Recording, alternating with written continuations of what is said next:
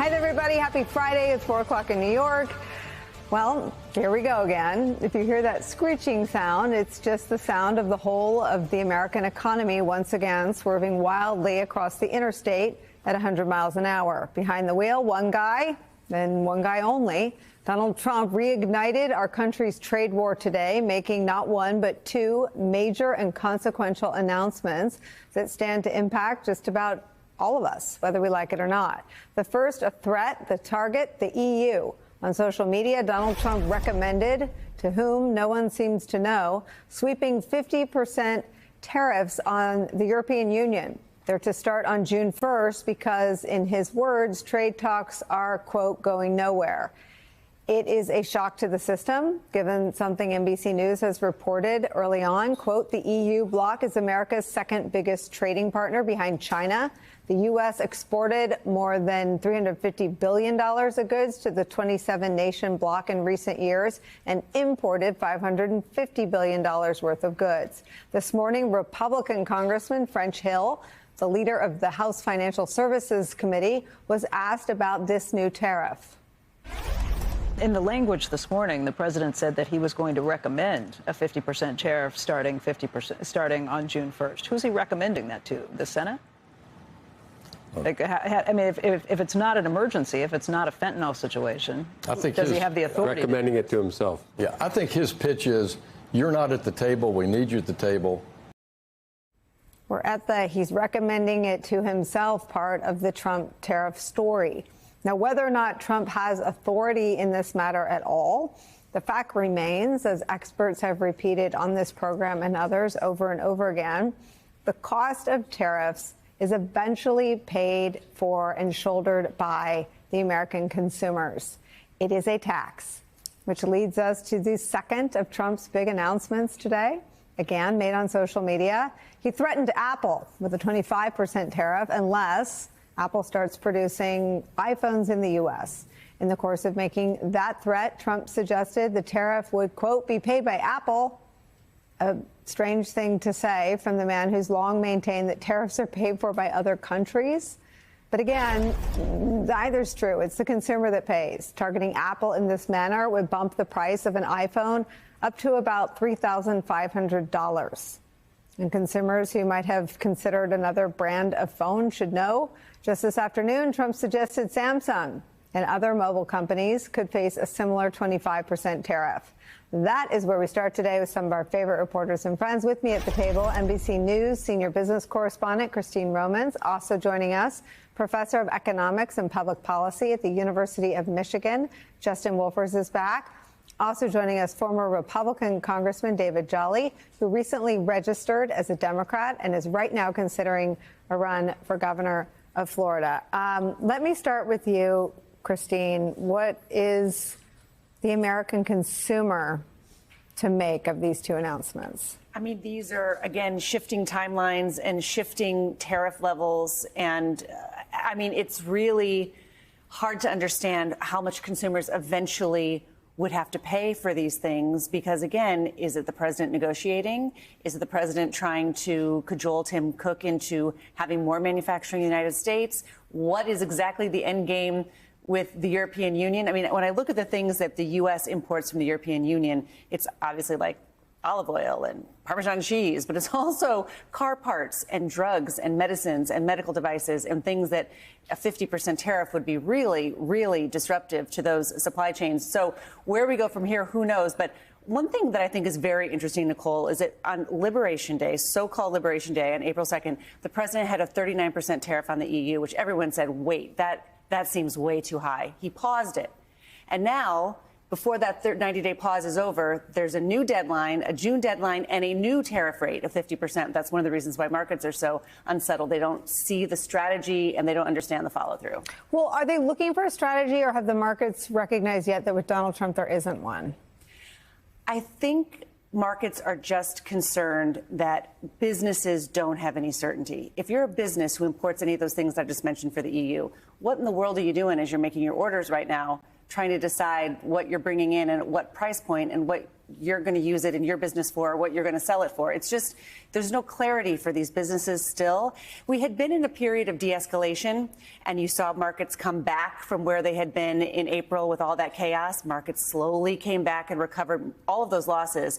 And now we've shifted, it feels like today, in one day, from de-escalation to then brand new threats with new timelines and new tariff levels. And so that's just injected all this uncertainty back into everything.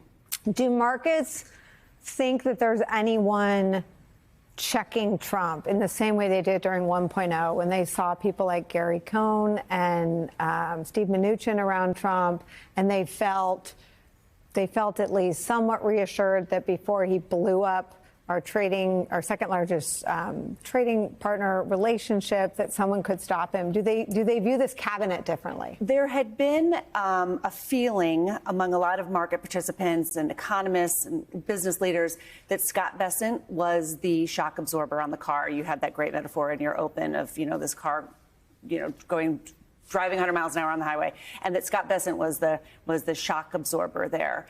But it seems as though there was an EU-U.S. call planned for today, and the president still made these threats. Mm-hmm. And it seemed as though, what is the strategy there? Was that before the meeting? Was it after the meeting? Either way, markets were unsettled there.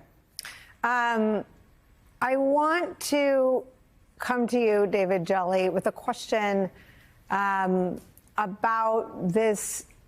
What I find interesting is that, for me, watching Trump destroy the economy was just like watching Trump destroy the FBI, and just like watching Trump destroy DOJ, and just like watching Trump tap Hegseth to destroy the Pentagon in 2.0, and just like watching Trump tap Tulsi Gabbard to destroy the intelligence community. It was simply another arena where he was going to be chaotic and unsettling, to borrow Christine's word, and unpredictable. What about the fact that he is now indifferent to market swings is new and notable to you? Look, I think there are weeks where we have to revisit the conversation that he is increasingly unstable and arguably unwell. The problem is he is able to wield executive power in areas of national and economic security.